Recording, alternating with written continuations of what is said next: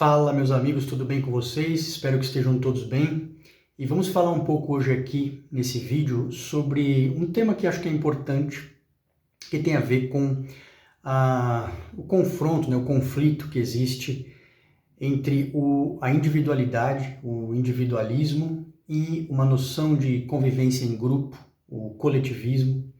E tudo isso aí permeia a ideia de liberdade individual, que é uma coisa que eu acho que é assim muito mal compreendida e tem sido muito mal compreendida pela maior parte das pessoas, né?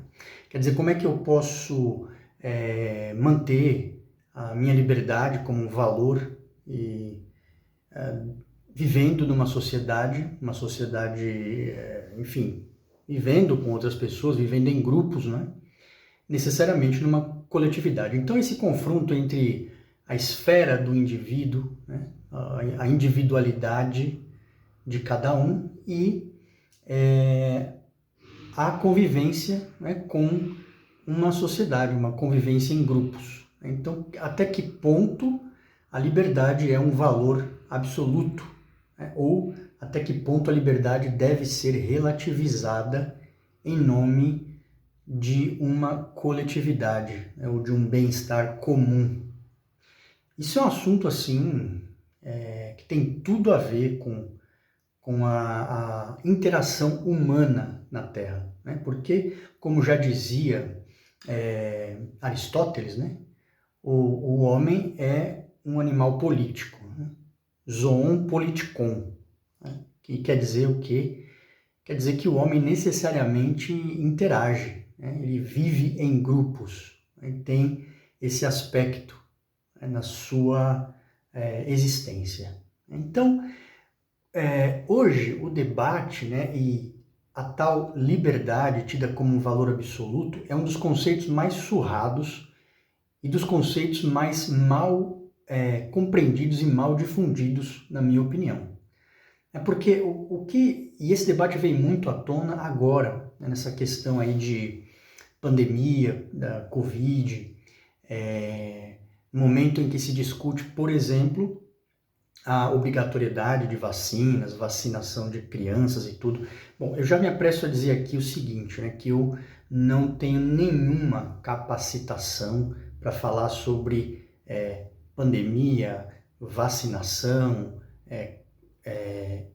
campanhas de vacinação, enfim, imunização, nada disso, né? Nesse aspecto eu sou leigo, né? E, portanto, apenas eu vou procurando me informar daquilo que entendo que é importante por meio de órgãos oficiais, e minha postura pessoal é a favor, né, de todas as campanhas de vacinação contra todas as doenças, inclusive, principalmente, contra a Covid-19 neste momento que nós estamos vivendo, né? Mas eu só quero deixar claro, evidentemente, que eu não tenho uma palavra, enfim, gabaritada para falar desse assunto, porque não tem nenhuma especialidade nisso. Mas o que se debate muito hoje é o seguinte, eu não posso ser forçado a tomar uma vacina, por exemplo, e vejo que há muita gente que leva essa questão única e exclusivamente pelo lado individual, né? E, bom, aí surge uma questão importante, né? Viver numa comunidade, viver numa coletividade implica necessariamente algum grau de cerceamento da nossa liberdade. Isso é óbvio, né? As lições mais comezinhas de quando você está lá no primário, quando você está crescendo na vida, já te diz isso, né? Quando você percebe, obviamente, né, que você não pode realizar tudo o que você quer, né? E qual é a sociedade que se sustentaria se cada pessoa fizesse aquilo que bem entendesse da vida, que não tivesse regras, não tivessem leis a cumprir, sanções, penalidades. Não consigo imaginar uma sociedade que pudesse se sustentar com o superego, né? Com o individualismo levado ao seu extremo, né? Porque aí cada um seria a sua própria lei, cada um faria a sua própria regra. Esse é um assunto que, como eu disse, tem tudo a ver com a nossa existência no mundo e já foi pensado por grandes pensadores, né? Existe toda uma teoria do contrato social, por exemplo, que procura explicar essa relação que a gente tem como seres humanos e como que necessariamente a gente abre mão de uma certa liberdade, de uma parcela de nossa liberdade para poder viver em grupo, para poder viver numa comunidade. Então você tem pensadores contratualistas, né, clássicos, como Thomas Hobbes, John Locke, o próprio Rousseau, né, que trata desse assunto do contrato social. Mais assim, contemporaneamente, esse assunto é revisitado por John Rawls, né, na Teoria da Justiça. Mas assim, o que existe de comum aí, né, nessa tentativa de explicar a razão de ser de uma comunidade que forma uma nação, um estado e uma vivência coletiva, é a seguinte, né, que o ser humano ele precisa abrir mão de uma parcela da sua liberdade para estabelecer um poder que está acima dele, um poder que no nosso caso aqui é representado por um Estado, e esse Estado que fala por uma coletividade define regras de convivência e todos se submetem a essas regras de convivência. Esse é o básico, né? É assim o elementar da teoria do contrato social. E é bem interessante, né, porque esses autores clássicos, eles chegam a essa conclusão de que o ser humano ele abre mão da sua liberdade completa de fazer o que quer em nome de alguns bens, em nome de receber algo em troca. Então, seja a segurança, uma melhor segurança, seja a capacidade de preservar os seus bens sem que venha outro e lhe tome aqueles bens, né? Para estabelecer uma melhor paz, né? A ideia principal é a seguinte, né? Que o ser humano, se cada um vive de acordo com suas próprias regras, é a luta de todos contra todos e um perpétuo estado de falta de paz, né? E aí, o ser humano percebendo isso e usando de uma razão, de um raciocínio, ele abre mão de uma parcela de sua liberdade, ele entende que ele precisa abrir mão em parte deste valor, em parte, para estabelecer algo maior que possa regrar uma sociedade. E que sem isso, se isso não acontece, não se tem um minuto de paz, né? Porque é a selvageria, né? E é a natureza humana violenta, muitas vezes, que vai prevalecer numa terra sem leis.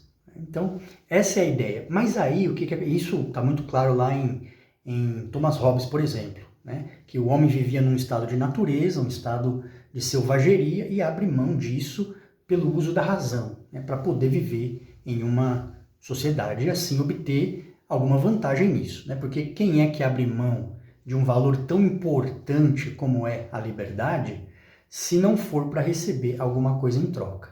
Agora, é óbvio, e isso nos chama a atenção outros autores clássicos também, é óbvio que você não abre mão absolutamente da sua liberdade, né? Quando você estabelece um Estado, e isso é uma ideia que vem com o pensamento burguês, revoluções burguesas, né? Porque num primeiro momento essa ideia do contratualismo, ele dá uma noção de um poder absoluto, né? E na verdade ele fazia isso, ele legitimava o absolutismo, quer dizer, o poder do Estado contra o indivíduo, oprimindo o indivíduo, né? Esse num primeiro momento, né? Os primeiros pensadores, na verdade, eles eram sustentadores, né? Fundamentavam um poder absoluto, um absolutismo. E depois, com as revoluções burguesas e tudo mais, estabeleceu-se um outro patamar. Quer dizer, não, quem é o indivíduo que abriria a mão de algo tão importante, um valor tão importante como a liberdade, para que viesse um Estado e pudesse lhe invadir a esfera pessoal e fazer o que bem quisesse da sua vida, né? Autores importantes, né? Como, por exemplo, aquele que trata o Cesare Beccaria, por exemplo, né? Que trata dos delitos e das penas, né? a época em que o Estado, com uma mão pesada, impunha penas violentas contra crimes, né? Enfim, contra crimes pequenos, às vezes contra algumas contravenções, vinha o Estado e aplicava ali punições severas, pena de morte, invadia totalmente a esfera de liberdade, até a vida do indivíduo.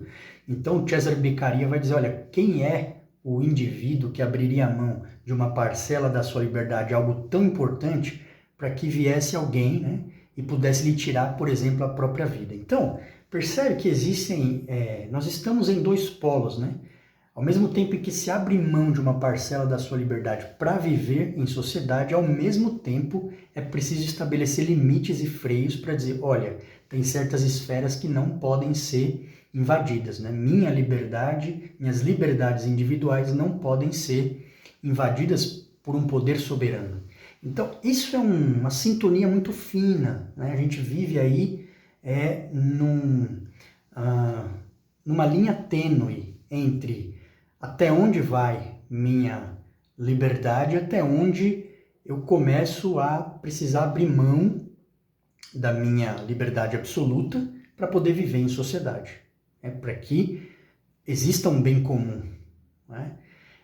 E isso é uma linha muito tênue, realmente, muito tênue, e a gente precisa o tempo todo fazer um exercício de consciência em relação a essas coisas, né? Agora, sem regras, não é possível viver, né? Não é possível que alguém dê vazão a todo o seu ego e ache que ele possa viver da maneira como lhe convém numa sociedade qualquer que seja, né? Um indivíduo não pode sair na rua, por exemplo, e escolher qual é o sentido que ele deve trafegar no trânsito, por exemplo, né? Senão isso seria uma desordem completa, uma total e insuportável bagunça, né?